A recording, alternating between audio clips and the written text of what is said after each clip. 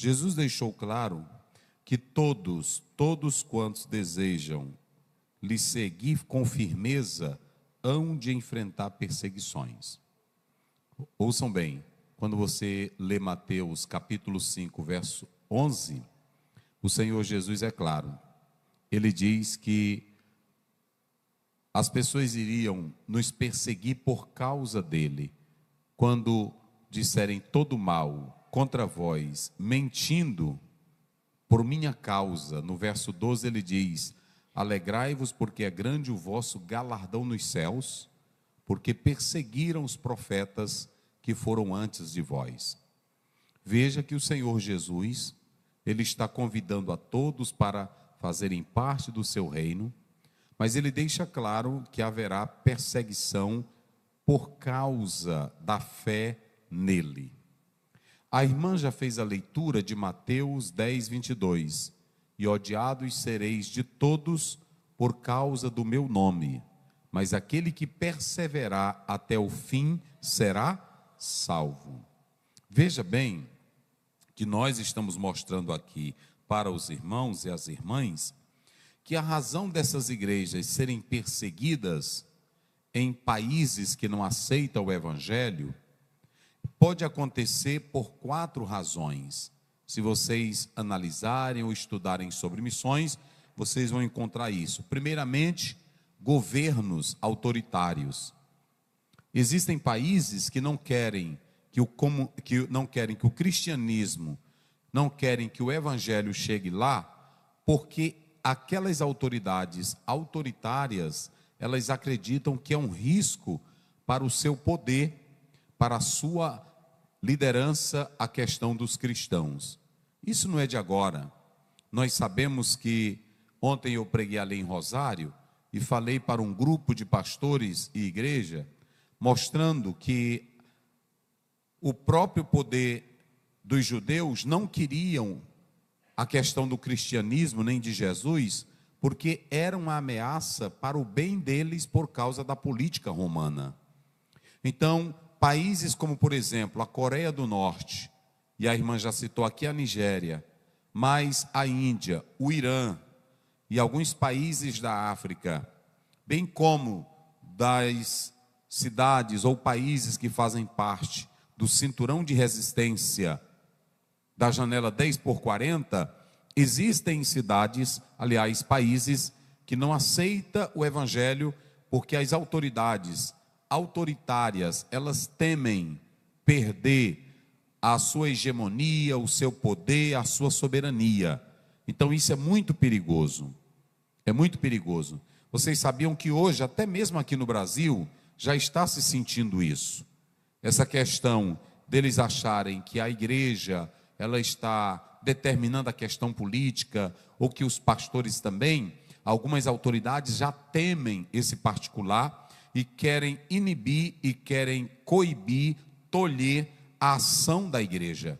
De modo que eles fazem isso como? Não querem que as pessoas tenham a ideia de um Deus superior, daí a razão de quererem retirar tanto dos tribunais, como também de prefeituras, de escolas, de hotéis, a ideia de Deus, a ideia do nome de Deus, a ideia da santidade da Bíblia. Eles querem que as pessoas vivam sem nenhum tipo de subordinação à ideia de um Deus poderoso. Como dizia o próprio Karl Marx, quando falava que a religião era o ópio do povo, a ideia que ele tinha é que a religião era um atraso para a humanidade. Quem vai dizer isso não é somente ele. Nietzsche também tem a mesma ideia. Por quê?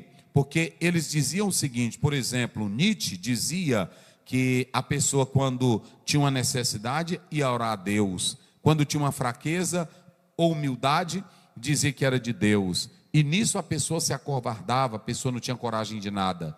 Ele chamava o cristianismo de desgraça, de miséria da humanidade. Então não é diferente hoje, meus irmãos. Muitos que querem se manter no poder, como na Coreia do Norte. Ali nós temos locais de pobreza e de miséria.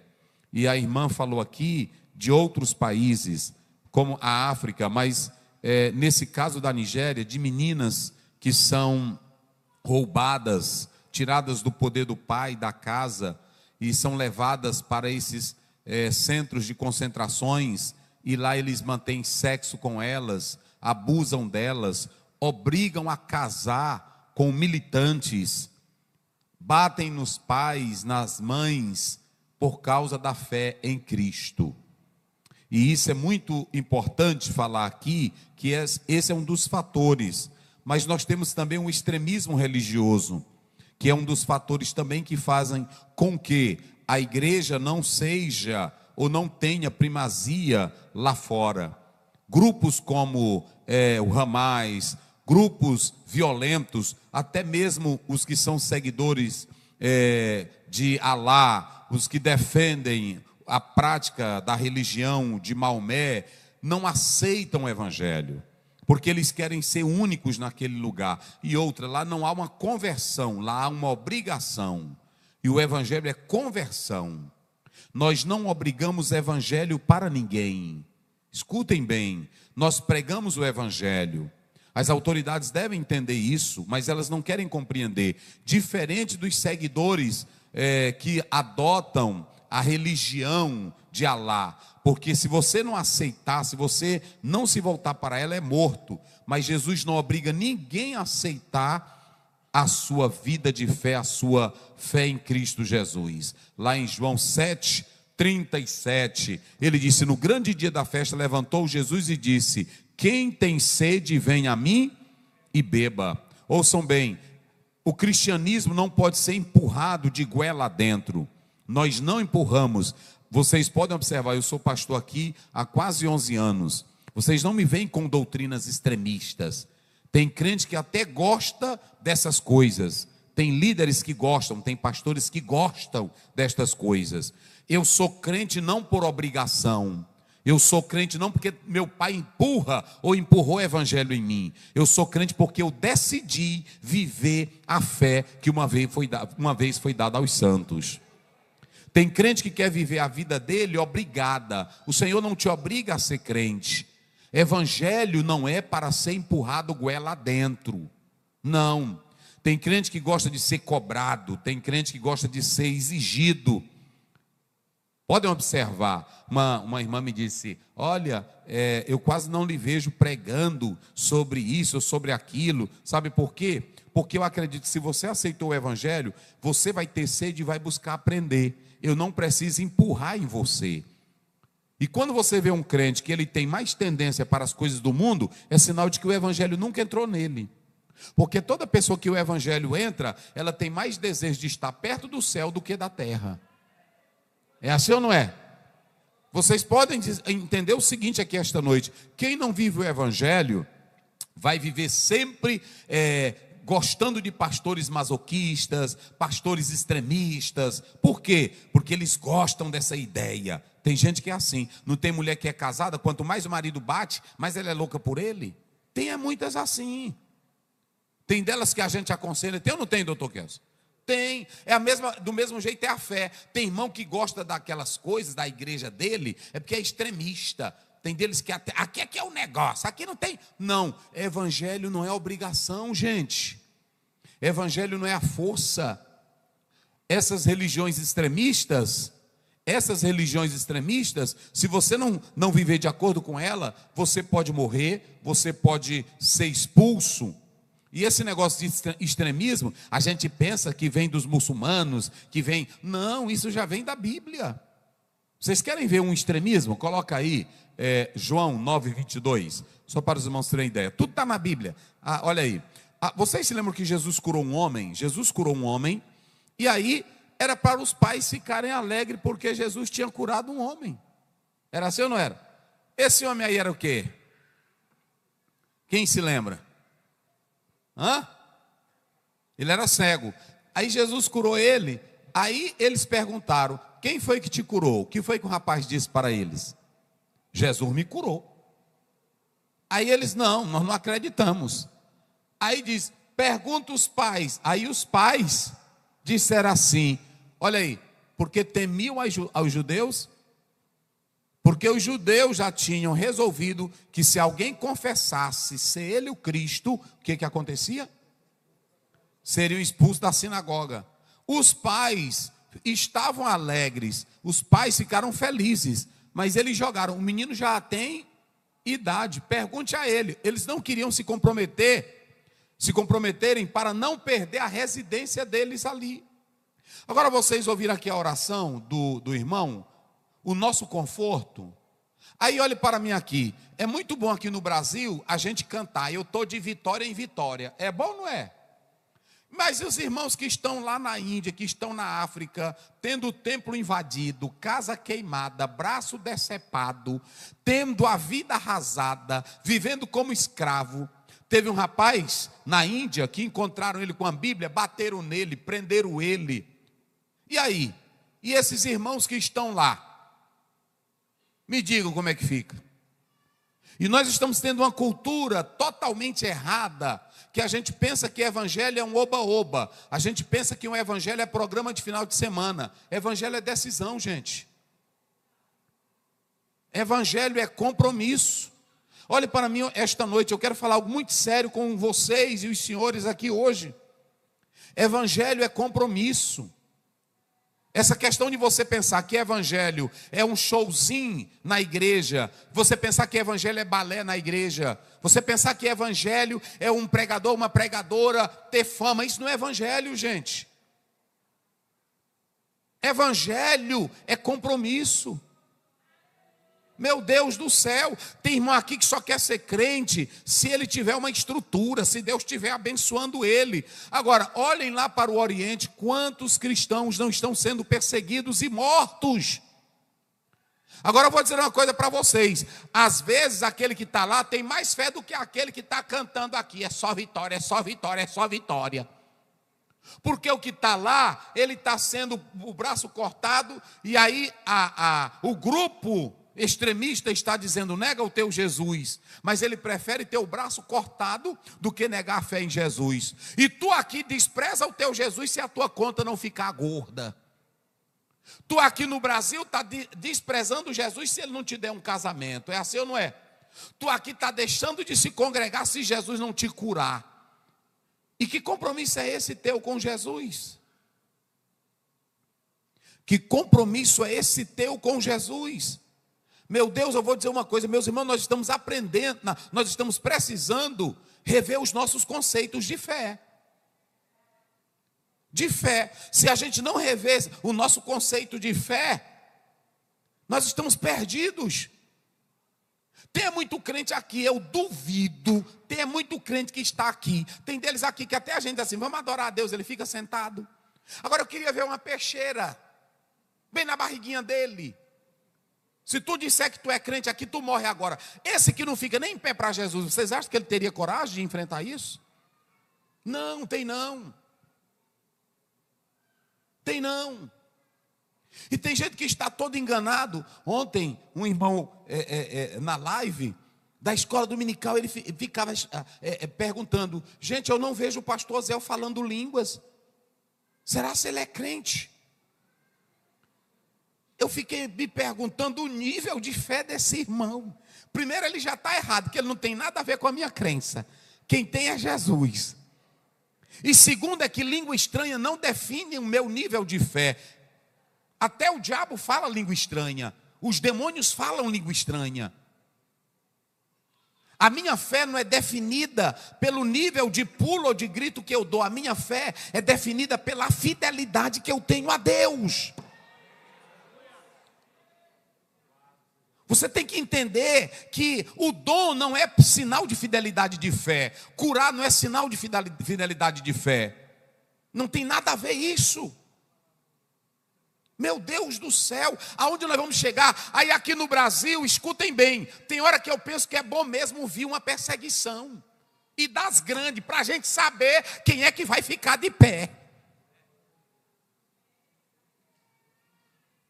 Porque olhem bem, prestem bem atenção. Olhe para mim aqui agora. Olha aqui, Tirirical. Olhe para mim aqui. Olhe para mim. Nós temos os dois países. Eu acho que depois os irmãos, não sei se já falaram, o irmão Nildo pode lembrar aí. Mas um dos países mais perigosos é a Coreia do Norte e a China.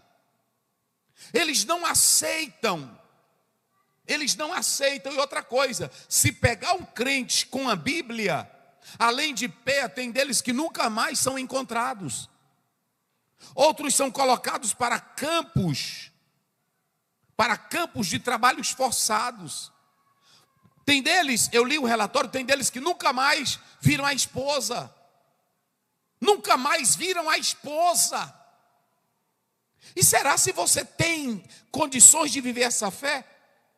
Eu estava lendo esses relatos e eu disse comigo mesmo: Senhor, me ajuda a ter essa fé. Me ajude, porque não é fácil.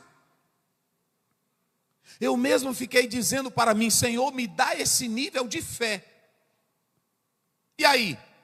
E aí quando você vê, Jesus olha e cita para nós Mateus 10, 22. E sereis odiados de todos por causa do meu nome. Agora olhe para mim aqui. Você tem crença? Você diz que tem crença. Você às vezes fica aí dizendo: não, eu sou crente, eu sou homem de Deus, eu sou mulher de Deus. Você tem crença mesmo? Hoje vocês podem observar que a maioria dos crentes e líderes, crente, pastor, é um bocado, é todo mundo. Eu logo boto é todo mundo.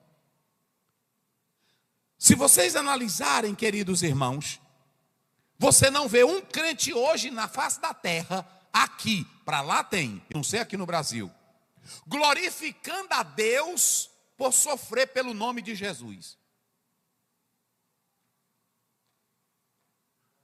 5:41, coloca aí, meu filho, na tela de Atos. Olha isso aqui. Será se nós temos essa fé? Nós temos essa fé? Nós temos essa fé? Olha aqui. Como foi que essa igreja, eles foram ameaçados? Olhem para cá. Essa igreja foi ameaçada. Essa igreja, ela foi desafiada, mas ela nunca orou para Jesus libertar. Ela nunca orou para Jesus proteger ela. Porque a igreja sabia que foi enviada para o mundo para morrer por Jesus. Ela sabia que foi escolhida para morrer pelo Evangelho. Olha aí o que eles disseram. Como foi que os apóstolos saíram depois que eles apanharam, depois que eles sofreram? Como foi que eles saíram? Vamos lá, bem forte. Como foi que eles saíram? Eles saíram foi dando glória a Deus. Eles saíram foi glorificando ao Senhor de terem sido o quê? Eles, olha, nós somos, já pensou, eita glória, nós levamos uma lapada pelo nome de Jesus. Esse negócio de tu cantar, né? Te amo, Deus, é gostoso, até a gente chora. Mas eu queria saber se tu quer sair com uma lapada nas costas, pelo nome de Jesus. Eu queria saber se tu tem coragem de cortar em teu braço por amor de quem? Eu queria saber se você está pronto para morrer por amor de quem? Esses daí saíram, foi alegres, glorificando a Deus, porque eles se achavam até não dignos, mas aí eles disseram: o Senhor nos achou dignos de padecer afronta pelo seu nome. Só quem ama o nome de Jesus, quem pode dar glória a Ele? Oh, meus irmãos, até a glória de vocês está meio xoxo, porque eu não sei se você aguenta mesmo. Eu vejo muita gente com uma zoadona, com uma afobazona de fé, mas eu queria saber era disso aqui. A tia Jô disse aqui para mim: pastor, eu quero levar você numa viagem dessa. Eu disse: eu vou. Ela disse: agora eu quero logo lhe dizer, você não viu aquele monte de homem lá, é só protegendo, mas a gente não está seguro não. A gente pode ir, não pode voltar. E aí, tu tem coragem? Guerrilha, não é assim? Tu tem coragem? Eu disse para ela: eu vou, irmã. Eu vou com a Darian, porque se não der, nós não volta mais. Mas nós temos que ir. É o 2. É o 2. Nós não somos chamados para Jesus. Irmão, olhe para cá. Eu quero pedir a esta igreja. Meus irmãos, vamos ser crentes, meus irmãos. E peça para Jesus de madrugada orando, peça para Ele. Vocês sabiam que eu oro direto: Senhor, nunca deixe eu negar teu nome, porque eu não sei.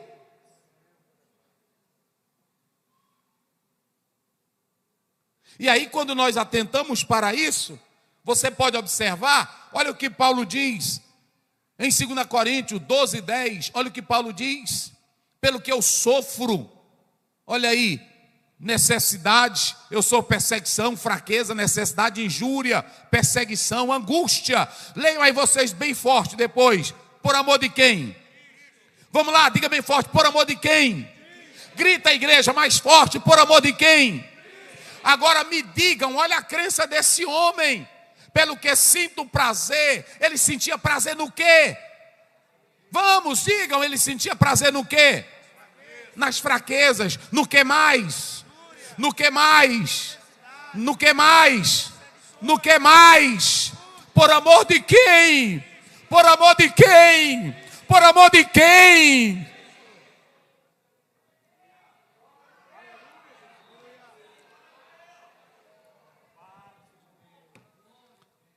Aí o irmão Nilton pediu aqui para nós orarmos pela igreja perseguida. Não é só orar pela igreja perseguida. Sabe o que nós estamos prezando no Brasil? É orar para nós termos a mesma fé que essa igreja perseguida tem.